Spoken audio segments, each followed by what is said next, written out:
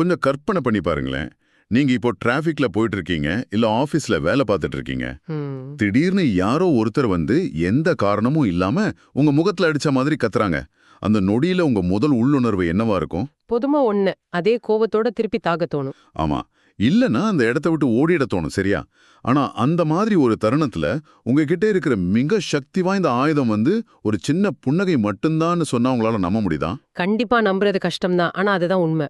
அது மட்டும் இல்லாம அவங்க கத்தும்போது நீங்களும் பதிலுக்கு கோவப்பட்டா உண்மையில நீங்க அவங்களோட மன அழுத்தத்தை உங்களுக்குள்ள கடத்திக்கிறீங்கன்னு சொன்னா. பாத்தீங்கன்னா இது ரொம்ப ஆழமான ஒரு விஷயம். ஆமா. இன்னைக்கு நாம பேச போற விஷயங்கள் இதுநாள் வரைக்கும் மத்தவங்களுக்கு உதவுறத பத்தியும் உங்க மனசை கையாள்றத பத்தியும் நீங்க வச்சிருந்த அத்தனை நம்பிக்கைகளையும் சுக்குநூறா ஆக்க போகுது. அதாவது இன்னைக்கு நாம சில ஆழமான ஆன்மீக மற்றும் தத்துவ குறிப்புகளை, குறிப்பா சொல்லப்போனா மகா வாக்கியங்களை அலச போறோம். கரெக்ட். நீங்க இப்போ ஒருவேளை டிராஃபிக்ல சிக்கிட்டதை கேட்டுட்டு இருக்கலாம், இல்ல ஒரு கடினமான நாளுக்கு அப்புறம் ரிலாக்ஸ் பண்ணதை கேட்கலாம். இது வந்து உங்களுக்கான ஒரு பிரத்யேகமான சர்வைவல் கையேடுனே சொல்லலாம். உலகத்தை மாத்துறதுக்கும் மத்தவங்கள திருத்துறதுக்கும் நாம எல்லாரும் ரொம்ப அவசரப்படுறோம். ஆனா இந்த மூல தகவல்கள் மிக ஆழமான ஒரு ரகசியத்தை உடைக்குது. ஓஹோ, என்ன ரகசியம் அது? அதாவது வெளி உலகத்துல ஒரு சின்ன மாற்றத்தை கொண்டு வரணும்னா கூட முதல்ல நீங்க உங்க சொந்த மனசோட அதிர்வுகளை, என்ன சொல்றது, உங்க வைப்ரேஷன்களை மாத்தணும். வைப்ரேஷன்களை மாத்தணுமா? கொஞ்சம் விரிவா சொல்லுங்களேன். கண்டிப்பா. அகமுக நிலை இல்லாம, அதாவது உங்க கவனத்தை வெளிப்புறத்திலிருந்து முழுமையா உங்களுக்குள்ள திருப்பாம எந்த ஒரு நிரந்தரமான மாற்றத்தையும் உங்களால உருவாக்கவே முடியாது. இதுதான் இன்னைக்கு நம்ம ஒட்டுமொத்த உரையாடலுக்கான அஸ்திவாரம். சரி, இத கொஞ்சம் விரிவாக பார்ப்போம். ஏன்னா இங்க தான் விஷயங்கள் ரொம்ப சுவாரஸ்யமா மாறுது. சொல்லுங்க. இப்போ சேவை இல்லனா சர்வீஸ் அப்படின்னா நமக்குள்ள ஒரு கற்பனை இருக்குல்ல. பசியோட இருக்கிறவங்களுக்கு சாப்பாடு கொடுக்கறது சேவை, இல்லனா ஒருத்தருக்கு காசு கொடுத்து உதவுறது சேவை. ஆமா, அப்படிதான் நாம நினைச்சிட்டு இருக்கோம். இல்லனா நம்ம கூட இருக்கிறவங்க ஒரு தப்பு பண்ணா, ஏய் இத நீ தப்பா பண்ற, இப்படி செய்யின்னு சுட்டி காட்டி அவங்கள திருத்துறது சேவை தானே நாம நினைக்கிறோம். ஆனா இந்த மகா வாக்கியங்கள் இத முற்றிலுமா மறுக்குது. ஆமா, முற்றிலுமா மறுக்குது. உங்க குறிப்புகளை பார்க்கும்போது எனக்கு ஒரு பெரிய சந்தேகம் வருது. இப்போ என் ஆபீஸ்ல என் பக்கத்து சீட்ல உட்கார்ந்திருக்கிற ஒருத்தர் தொடர்ந்து ஒரு தப்ப பண்றாருன்னு வச்சுப்போம். சரி. நான் அவரை கூப்பிட்டு அவர் செஞ்ச தப்ப வார்த்தைகளால திருத்தினா அது உண்மையான சேவை இல்லையா?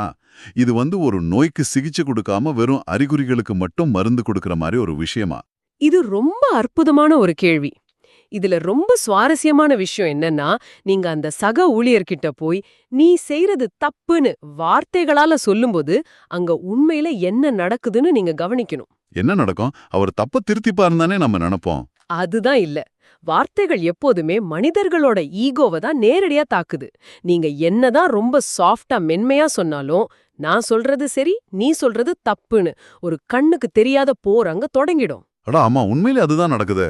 அதனாலதான் உண்மையான சேவைங்கிறது உதடுகள்ல இருந்து வர்ற வார்த்தைகள்ல இல்லன்னு இந்த குறிப்புகள் சொல்லுது. அது வந்து உங்க மனசோட ஆழத்துல இருந்து வர்ற யோக சக்தியில இருக்குன்னு சொல்றாங்க. ஒரு நிமிஷம், யோக சக்திங்களா? யோக சக்தினா என்ன? இது நாம தெளிவா புரிஞ்சுக்கணும். இது ஏதோ கண்ணை மூடிக்கிட்டு காட்டுல போய் தவம் பண்றதா, இல்ல மூச்சு பயிற்சியா? நிறைய பேர் அப்படிதான் தப்பா புரிஞ்சுக்கிறாங்க. பின்ன என் சக ஊழியரோட தப்ப திருத்துறதுக்கும் இந்த யோக சக்திக்கும் என்னங்க சம்பந்தம்? இங்க யோகம்ங்கிறது உடல் சார்ந்த பயிற்சி கிடையாது. யோகம்னாலே இணைப்பு அப்படின்னு தான் அர்த்தம். இணைப்புனா எதோட இணைறது? ஒரு உயர்ந்த தூய்மையான அதிர்வலையோட உங்க மனசை இணைச்சுக்கிற திறன். உங்ககிட்ட அந்த தூய்மையான அதிர்வுகள் இருக்கும்போது நீங்க வார்த்தைகளால ஒருத்தரை குத்தி கிழிச்சு திருத்த வேண்டிய அவசியமே இருக்காது. ஓஹோ, வார்த்தைகளே தேவையில்லைன்னு சொல்றீங்களா? ஆமா, உங்க இருப்பே, உங்க மனசோட அமைதியான அதிர்வுகளே நுட்பமான முறையில அவங்களோட அசுத்தமான எண்ணங்களை மாத்திடும். ஆச்சரியமா இருக்கு. நீங்க இப்ப ஆபீஸ்ல இத கேட்டுட்டு இருந்தீங்கன்னா இத கொஞ்சம் யோசிச்சு பாருங்க. சிலரோட பக்கத்துல போனாலே நமக்கு காரணம் இல்லாம கோபம் வரும். ஆனா சிலரோட பக்கத்துல எந்த பேச்சும் இல்லாம அமைதியா உட்கார்ந்திருந்தாலே நமக்கு ஒரு தெளிவு பிறக்கும் இல்லையா? ஆமா, இது நிறைய தடவை நான் ஃபீல் பண்ணிருக்கேன். சிலர்கிட்ட பேசும்போதே நமக்கு ஒரு பாசிட்டிவ் வைப் கிடைக்கும். அதுதான் அதிர்வுகளோட சக்தி. இந்த ஆழமான தத்துவங்களை நீங்க வெறும் காதால கேட்டு அதை அப்படியே மனப்பாடம் பண்ணி மத்தவங்களுக்கு ஒப்பிச்சா எந்த நன்மையும் கிடையாது. அது முதல்ல அகமுக நிலையில உள்வாங்கப்படணும். அதாவது இந்த அறிவை நான் எனக்குள்ள முழுமையா செரிமானம் செய்யணும். அப்படிதானே? அப்படி உள்வாங்கலன்னா என்னாகும்? அப்படி உள்வாங்காம வெறும் வார்த்தைகளா மட்டும் இதை நீங்க வெளியே வீசுனீங்கன்னா அதோட மேல மாயோட நிழல் விழுந்துரும்னு குறிப்புகள் ரொம்ப தெளிவா எச்சரிக்குது. மாயோட நிழல்னா இது என்ன ஏதோ பேய் பிசாசு மாதிரியா? இல்ல, இங்க மாயங்கிறது ஒரு அரக்கன் கிடையாது. அது நம்ம சொந்த ஈகோ, நம்மளோட சுயநலம், அப்புறம் கவனச்சிதறல். மாயை ஆட்கொண்ட வார்த்தைகள் மத்தவங்களுக்கு நன்மை செய்யறதுக்கு பதிலா மோதலையும் தீமையும் உருவாக்கும். இது மிகப்பெரிய ஒரு திறவுகோலுங்க. வார்த்தைகளை விட நம்ம மனநிலையே ஒரு மிகப்பெரிய ஆயுதம்னு சொல்றீங்க. கரெக்ட். அப்போ மத்தவங்களுக்கு நல்ல அதிர்வுகளை அனுப்பணும்னா முதல்ல நம்ம சொந்த மனசு எந்த அளவுக்கு தூய்மையா இருக்கணும்? இத கேட்கும்போது எனக்கே ஒரு கணம் மூச்சு முட்டுது. ஏன் அப்படி சொல்றீங்க? ஏன்னா என் மனசு எப்போதுமே ஏதோ ஒன்னு புடிச்சுக்கிட்டு அலைப்பாஞ்சுக்கிட்டே இருக்க. அதை எப்படி தூய்மையான அதிர்வுகளை உருவாக்குற மையமா மாத்துறது? அதனாலதான் இந்த மூல தகவல்கள் மனச ஒரு மிகச்சிறந்த ஒப்புமையோட ஒப்பிடுது. உங்க மனச ஒரு கோவிலா பாருங்கன்னு அது சொல்லுது. நீங்களே சொல்லுங்க, ஒரு கோவிலுக்குள்ள இல்லனா ஒரு தூய்மையான வழிபாட்டு தலத்துக்குள்ள நீங்க நுழையும் போது என்ன இருக்கும்? ஒரு அமைதி இருக்கும், தெய்வங்களோட சிலைகள் இருக்கும், ஒரு நறுமணம் இருக்கும். சரியா சொன்னீங்க. அங்க அரக்கர்களோட படங்களோ இல்ல பயமுறுத்துற உருவங்களோ இருக்காது இல்லையா? கண்டிப்பா இருக்காது. அதே போலத்தான் உங்க மனசும் ஒரு ஆலயம். அதுல பயமின்மை, பொறுமை, பணிவு, பேராசையின்மை இது மாதிரியான தெய்வீக குணங்களையே நீங்க சிலைகளா நிறுவி வைக்கணும். ரொம்ப அழகா சொல்றீங்க. கோபம், பொறாமை, பழிவாங்குற எண்ணம் மாதிரியான அரக்க குணங்களுக்கு அங்க ஒரு சின்ன இடம் கூட நீங்க கொடுக்க கூடாது. மனசொரு கோவில் கேட்கவே ரொம்ப ரம்யமா இருக்கு. ஆனா இத நடைமுறையில எப்படிங்க சாத்தியமாக்குறது? நான் என் மனச கோவிலாக்கணும்னு நினைச்சாலும் காலையில எழுந்ததும் வாட்ஸ்அப்ல வர ஒரு மெசேஜ் என் மனச குப்பை தொட்டியா மாத்திடுது. இதுக்கு இந்த குறிப்புகள் என்ன தீர்வு சொல்லுது? இங்கதான் ஒரு முக்கியமான ஆனா கொஞ்சம் ஆழமான தத்துவ சொல் பயன்படுத்தப்பட்டிருக்கு. உடல், மனம், பொருள் அனைத்தையும் ஈஸ்வரனோட அழிவற்ற ராஜஸ்வ ஞான யஜ்ஞத்துக்கு முழுமையா அர்ப்பணிக்கணும்னு சொல்லப்பட்டிருக்கு. ஒரு நிமிஷம். அழிவற்ற ராஜஸ்வ ஞான யக்ஞம். இது கேட்பதற்கு ஏதோ ஒரு பெரிய யாகம் மாதிரி நெருப்ப வளர்த்து நெய் ஊத்துற மாதிரி இருக்கே. எனக்கு இது புரியலையே. இது ஒரு குறியீடு. இங்க சொல்லப்படுற அவினாஷி ராஜஸ்வ ஞான யஜ்ஞம். அதாவது இந்த யாகம்ங்கிறது நெருப்ப குறிக்கல, இது அறிவோட மூலமா நடக்கிற ஒரு தொடர்ச்சியான மாற்றம். ஓஹோ, அப்போ இதுல நம்ம எதை அர்ப்பணிக்கணும்? இந்த ஞானம்ங்கிற யாகத்துல உங்களுடைய பழைய சுபாவங்கள், தேவையற்ற எண்ணங்கள், உங்க ஈகோ இது எல்லாத்தையும் ஒரு பொருளா நினைச்சு நீங்க அர்ப்பணிச்சிடணும். அர்ப்பணிப்புன்னா என்ன? எல்லாமே போச்சுன்னு சும்மா இருக்கிறதா?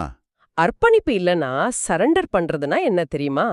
இது இனிமே என்னோட பொறுப்பு கிடையாது, நான் இத ஒரு உயர்ந்த சக்தி கிட்ட கொடுத்துட்டேங்கிற முழுமையான விடுதலை. புரியுது. உங்க மனச மாயோட கைகள்ல கொடுத்துட்டா அது அந்த மனச ஒரு கட்டுக்கடங்காத குதிரையா மாத்தி பலவிதமான கவலைகள்ங்கிற சவாரிய செய்யும். இத நான் எப்படி புரிஞ்சுக்கிறேன்? இது ஒரு முரட்டு குதிரையோட கடிவாளத்தை ஒரு சிறந்த குதிரையேற்ற நிபுணர்கிட்ட ஒப்படைக்கிற மாதிரி இல்லையா? ஆமா, அதேதான். நான் குதிரை மேல உட்கார்ந்திருக்கேன், ஆனா கடிவாளம் என்கிட்ட இல்ல. நான் எல்லாத்தையும் அர்ப்பணிச்சுட்டா எனக்கென்று எந்த சுமையுமே இருக்காது. குதிரை வலது பக்கம் போகுதா இடது பக்கம் போகுதாங்கிற கவலை எனக்கு தேவையில்லை. நான் வெறும் ஒரு பயணி மட்டுமே. இந்த ஒப்புமை சரியா இருக்கா? மிகச் சரியான அற்புதமான ஒப்புமை. ஆனா இதுல நீங்க கவனிக்க வேண்டிய மிக நுட்பமான ஒரு விஷயம் இருக்கு. என்னது?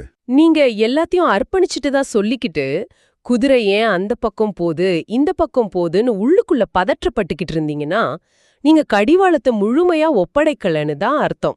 அட ஆமா, நாம நிறைய தடவை இப்படிதான் அரைகுறையா அர்ப்பணிக்கிறோம். உங்க மனசுல இன்னும் தேவையற்ற எண்ணங்கள், கவலைகள் வருதுன்னா உங்க அர்ப்பணிப்பு போலியானது. உண்மையான அர்ப்பணிப்புங்கிறது உங்களை ஒரு செயல்ல இருந்து உணர்வு பூர்வமா விலக்கி ஒரு சாட்சியா, அதாவது ஒரு அப்சர்வரா எல்லாத்தையும் கவனிச்சு செயல்படுற மிக நுண்ணிய திறனை உங்களுக்கு கொடுக்கும். நடப்பவற்றை பார்த்து அதுல ஒட்டிக்காம கவனிக்கிறது தான் சாட்சி நிலைங்கிறீங்க. சரியா சொன்னீங்க. சரி, இப்போ நான் இதையெல்லாம் கேட்டு நல்லா உந்துதல் அடைஞ்சு என் மனசை நான் ஒரு கோவிலா மாத்திட்டேன், கடிவாளத்தையும் ஒப்படைச்சிட்டேன்னு வச்சுப்போம். என் அதிர்வுகள் தூய்மையாகிடுச்சு. ரொம்ப சந்தோஷம். அப்புறம் என்ன? ஆனா நான் தனியா ஒரு குகையில வாழலையே. நான் வாழ்ற இந்த நிஜ உலகத்துல என்ன சுத்தி இருக்கிறவங்க எல்லாரும் அப்படி இல்லையே.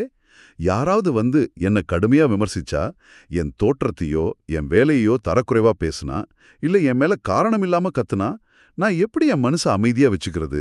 இந்த இடத்துலதான் இந்த மகா வாக்கியங்கள் ஒரு மனுஷனோட மனச எப்படி பக்குவப்படுத்துறதுங்கிறதுக்கான மிகச்சிறந்த உளவியல் அணுகுமுறைய நமக்கு தருது. அது என்ன அணுகுமுறை?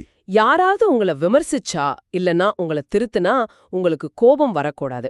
மாறாக அது ஒரு தோட்டக்காரன் ஒரு விலை மதிப்பெற்ற ரோஜா பூவிலிருந்து முட்களை அகற்றுவதற்கு ஒப்பா கருதணுமா. இதுவே உண்மையான அன்பின் அடையாளம்னு இந்த மூலத்தகவல்கள் சொல்லுது. ஒரு ரோஜாவிலிருந்து முட்களை அகற்றுவது போலவா? கேட்பதற்கு ரொம்ப அழகா இருந்தாலும் அந்த முள் வெட்டப்படும் போது ரோஜாவுக்கு வலிக்குமே. அந்த வலியத்தான் நம்ம ஈகோன்னு சொல்றோம். விமர்சனங்களை அப்படி பார்க்க பழகிட்டா உங்க ஈகோ சுக்குநூறாயிடும். குணத்துல உள்ள ஒரு குறைய வெட்டி எறியறாங்க, நான் இன்னும் அழகா போறேன்னு நீங்க நினைக்கணும். வாவ், இது ரொம்ப பாசிட்டிவான ஒரு பார்வை. அது மட்டும் இல்ல, யாராவது உங்க முன்னாடி ரொம்ப கோவமா கத்திக்கிட்டு வந்தா நீங்க குழந்தைத்தனமான இனிமையோட ஒரு சின்ன புன்னகையோட அவங்கள எதிர்கொள்ளணும்னு இது சொல்லுது. புன்னகைக்கணுமா? ஆமா, நீங்க புன்னகைக்கும் போது நுட்பமான முறையில உங்களோட கோபத்தின் மேல நீங்க வெற்றி பெற்று விடுகிறீங்க. இது முதலாளி மற்றும் குழந்தைத்தன்மை, அதாவது மாஸ்டர் அண்ட் சைல்ட்ங்கிற மிக உயர்ந்த நிலை. மாஸ்டர் அண்ட் சைல்டு அப்படின்னா? அதாவது அறிவில் நீங்க ஒரு மாஸ்டராகவும், அதாவது முதலாளியாகவும், ஆனா வெளிப்படும் குணத்துல ஒரு குழந்தையாகவும் இருக்கணும். சரி, ஒரு நிமிஷம். இது கேட்டுட்டு இருக்கிற உங்களுக்கு இது என்ன அர்த்தம் தருதுன்னு நான் நேரா உங்ககிட்டயே கேக்குறேன். கோபமா கத்திக்கிட்டு வர்ற உங்க பாஸ் இல்லனா உறவினரை பார்த்து நீங்க அமைதியா புன்னகைச்சா அது அவங்கள மேலும் சீன்றது போல் ஆகாதா? இது நல்ல கேள்வி. நான் இவ்ளோ சீரியஸா பேசிக்கிட்டு இருக்கேன், நீ என்ன நக்கலா சிரிக்கிறேன்னு அவங்க இன்னும் தகித்து போக மாட்டாங்களா?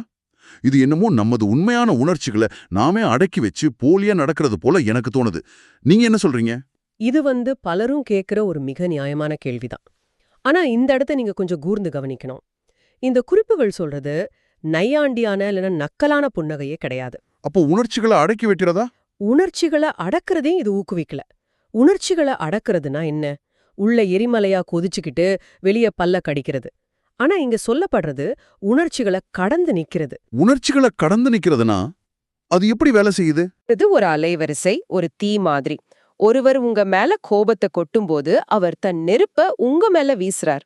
ஆமா. நீங்களும் கோபப்பட்டா நீங்க அந்த நெருப்பை ஏத்துக்கிறீங்கன்னு அர்த்தம். ஆனா நீங்க முழுமையான அமைதியோட, இவங்க அறியாமையினால கத்துறாங்கங்கிற புரிதலோட, ஒரு தூய்மையான அதிர்வோட புன்னகைக்கும் போது நீங்க அந்த நெருப்ப சுவர்ல அடிச்ச பந்து மாதிரி திருப்பி அனுப்புறீங்க. ஓஹோ, சுவர்ல அடிச்ச பந்து மாதிரி. ஆமா, அது கோபத்துல இருக்கிறவரோட அலைவரிசைய உடைக்குது. உங்க ஆழமான அமைதி அவங்கள கொஞ்சம் கொஞ்சமா சுயநினைவுக்கு கொண்டு வந்து அவங்களோட கோபத்தை தானாகவே தனிய செய்யற மாயத்தை செய்யுது. அடடே. இதுல அவங்க கோபத்தை வெல்றது மட்டும் இல்லாம உங்க மனசுங்கிற கோவில நீங்க மாயையோட தாக்குதல்ல இருந்து பாதுகாத்துக்கிறீங்க. ஆஹா, இது மிகச்சிறந்த ஒரு விளக்கம். எனக்கு இப்ப தெளிவா புரியுது. இது வெறும் சிரிப்பு கிடையாது, இது ஒரு ஆன்மீக கவசம். கண்டிப்பா. மட்டுமல்ல, சரியான அறிவுங்கிறத அடுத்த பகுதி மிக தெளிவா விவரிக்குது. ஆமா, நீங்க சொல்றது சரிதான். இந்த குறிப்புகள்ல ஒரு அற்புதமான வரி இருக்கு. ஈஸ்வரன் கிட்ட அறிவும் அன்பும் இரண்டுமே முழுமையா இருக்கு. ஆனா முதல் இடம் அறிவுக்கு தான், இரண்டாவது இடமே அன்புக்கு. அறிவு இல்லாம வெறும் அன்பு மட்டும் இருந்தா அது உங்களை மாயையில சிக்க வச்சிருமா. இது ரொம்ப நுட்பமான புள்ளி. பொதுவா நாம அன்பே சிவம், எல்லார்கிட்டயும் அன்பா இருங்கன்னு தான் கேள்விப்பட்டிருப்போம். ஆமா, அன்பு தான் பெருசுன்னு நினைச்சிட்டு இருக்கோம். ஆனா இங்க அறிவுக்கு ஏன் முதலிடம் கொடுக்கப்படுது? ஏன்னா அறிவில்லாத அன்பு உங்களை குருடாக்கிடும். இப்போ ஒரு நண்பர் மேல உங்களுக்கு அதீத அன்பு இருக்குன்னு வச்சுப்போம். சரி. அவர் ஒரு பெரிய தப்பு செய்யும் போது வெறும் அன்பினால நீங்க அந்த தப்பை நியாயப்படுத்தினா அது உங்களையும் அழிக்கும், அவரையும் அழிக்கும். நீங்க ரொம்ப ஈஸியா உணர்ச்சி வசப்படுவீங்க. மத்தவங்களோட துக்கத்தை பார்த்து நீங்களும் துவண்டு போவீங்க. உண்மைதான். ஆனா அறிவுங்கிறது உங்களுக்கு ஒரு தெளிவை தருது. எது சரி எது தவறு, எங்கே நிக்கணுங்கிற எல்லைய கத்து கொடுக்குது. அதனாலதான் அறிவு இல்லாம தியானத்துக்கு போறது எப்படி ஒரு மாயச்சங்கிலியோ அதே போலதான் இதுவும்னு எச்சரிக்கப்படுது. தியானம் பண்றதும் அறிவில்லாம பண்ணா வேஸ்டா? ஆமா, தியானத்துல கண்கள் மூடி ஒரு ஆனந்தம் கிடைக்கிறது மட்டுமே குறிக்கோள் கிடையாது. அந்த தியானத்தோட பின்னடியில உள்ள உண்மை என்னங்கிற அறிவுதான் உங்களை முதிர்ச்சி அடைய செய்யும். இத நான் இப்படி சொல்லலாமா?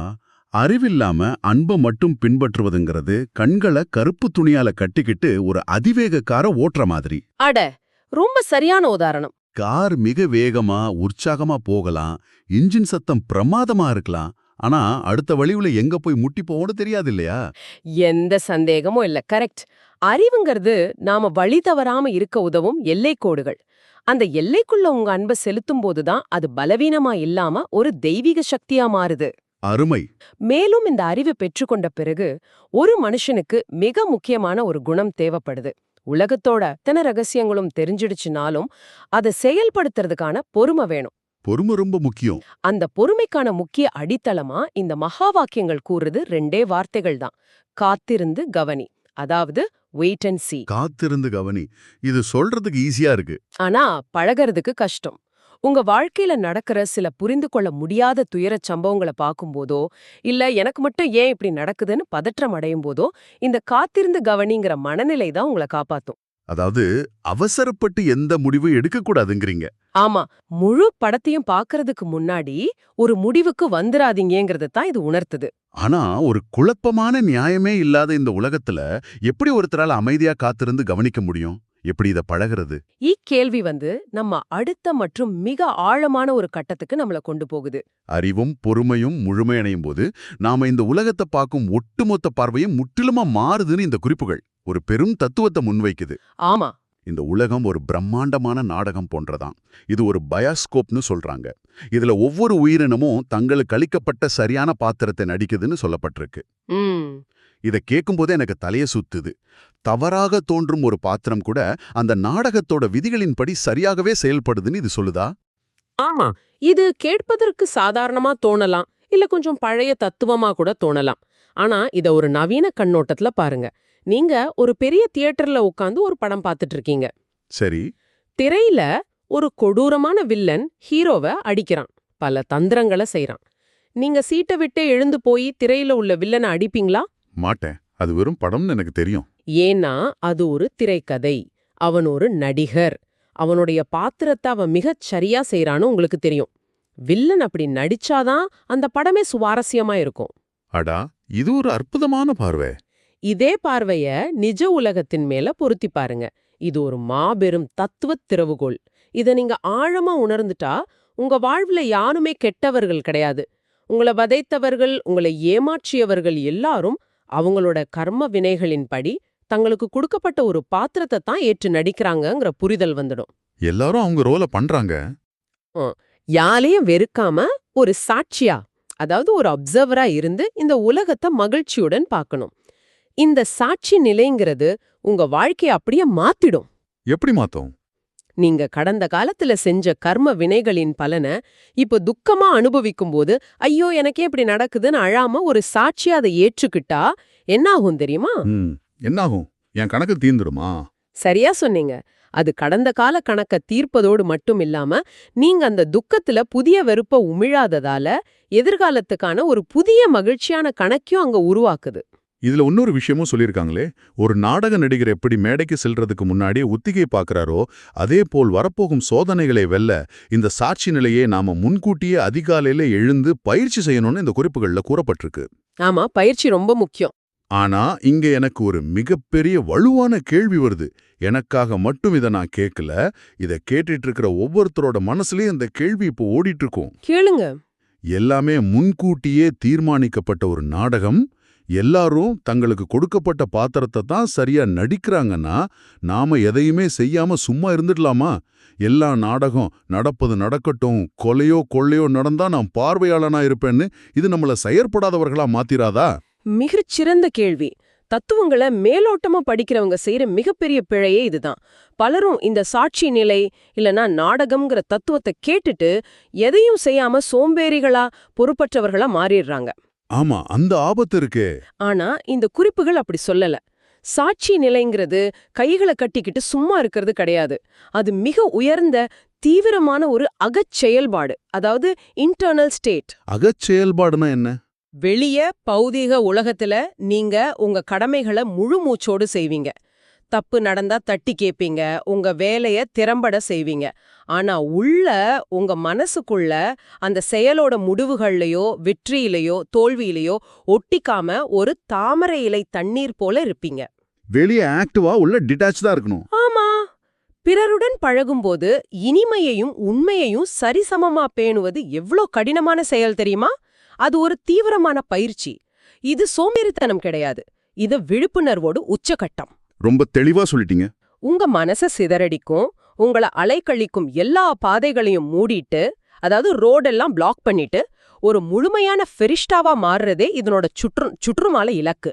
ஃபிரிஷ்தா அப்படின்னா என்ன? ஃபிரிஷ்டானா தேவதை, அதாவது கால்கள்ல பூமியோட சேறு ஒட்டாத எந்த ஒரு பழைய சுமையோ ஒட்டுதலோ இல்லாத ஒரு தூய்மையான நிலை. வாவ், அருமையான விளக்கம். அரசாங்கம் எப்படி ஒரு பழுதடைந்த சாலைக்கு முன்னாடி பிளாக் செய்யப்பட்ட பலகைய, அதாவது டூ நாட் என்டர் பலகைய வைக்குதோ, அதேபோல் தேவையான எண்ணங்களுக்கு செல்லும் பாதையை, பழைய கசப்புகளுக்கு செல்லும் பாதையே நீங்க மனதளவுல பிளாக் செய்யணும். அப்பதான் உங்களால அந்த ஃபரிஷ்டா நிலைய, சாட்சி நிலைய அடைய முடியும். ரொம்ப வியப்பா இருக்கு. நாம எதிலெல்லாம் கவனம் செலுத்தணும், எதை நம்ம பிடியிலிருந்து விடுவிக்கணுங்கிறத மிக தெளிவா பிரிச்சு காட்டுது இந்த உரையாடல். ஆமா. சரி, இன்னைக்கு நாம விவாதிச்ச இந்த ஆழமான கருத்துக்களை சற்று சுருக்கமாக பார்ப்போம். முதல்ல நமது மனம்ங்கிற ஆலயத்தை எப்படி தூய்மையா வச்சுக்கிறது, அசுத்தங்களை எப்படி அர்ப்பணிக்கிறதுன்னு பார்த்தோம். கரெக்ட். அப்புறம் வெறும் வார்த்தைகளால திருத்துறதை தாண்டி நமது அதிர்வுகள் மூலமா செய்யற உண்மையான சேவைனா என்னங்கிறத புரிஞ்சுக்கிட்டோம். வெறும் அன்பு மட்டும் போதாது, அறிவின் அடிப்படையிலான அன்பு தான் மாயிலிருந்து நம்மளை காப்பாத்துங்கிறதையும் விவாதிச்சோம். இறுதியா நம்ம வாழ்வுல நடப்பவை அனைத்தையும் ஒரு படப்பிடிப்பு போல, ஒரு நாடகம் போல சாட்சியா கவனிக்கிறது மூலமா எப்படி எந்த சுமையுமற்ற ஒரு தேவதையா, அதாவது ஃபரிஷ்தாவா மாறுறதுங்கிறதையும் ஆழமா பார்த்தோம். இதுல நீங்க முக்கியமா கவனிக்க வேண்டிய ஒரு விஷயம் இருக்கு. இந்த தத்துவங்கள் எல்லாமே தனித்தனி தீவுகள் கிடையாது. அவ ஒண்ணுக்கு ஒண்ணு ஆழமா தொடர்புடையவ. எப்படி தொடர்புடையவ? மனச தூய்மைப்படுத்தாம உங்களால உங்களோட அதிர்வுகளை உயர்த்த முடியாது.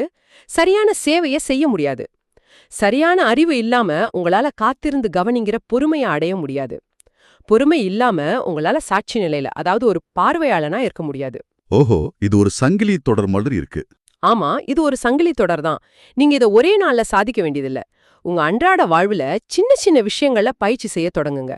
உங்க மேல எரிந்து விழும் ஒருத்தரை பார்த்து புன்னகைக்கிறதுல தொடங்குங்க. அதுவே உங்களை அறியாம ஒரு மிகப்பெரிய மாற்றத்தோட ஆரம்பமா இருக்கும். உண்மையிலேயே உங்களை நீங்களே சுய ஆய்வு செஞ்சுக்க இது ஒரு சிறந்த வாய்ப்பு. சரி, இந்த ஆழமான உரையாடலை முடிக்கிறதுக்கு முன்னாடி இதை கேட்டுட்டு இருக்கிற உங்களுக்கான ஒரு கேள்வியை, ஒரு சிந்தனையை நான் முன்வைக்க விரும்புறேன். கண்டிப்பா. சற்று முன் நிபுணர் ஒரு வார்த்தையை பயன்படுத்தினார். மனசு அலைபாயாம இருக்க பழைய நினைவுகளுக்கு செல்லும் எல்லா வழிகளையும் அடைத்து விட வேண்டும்னு இந்த குறிப்புகள் சொல்லுதுன்னு அவர் சொன்னார். கொஞ்சம் கண்களை மூடி யோசித்து பாருங்க.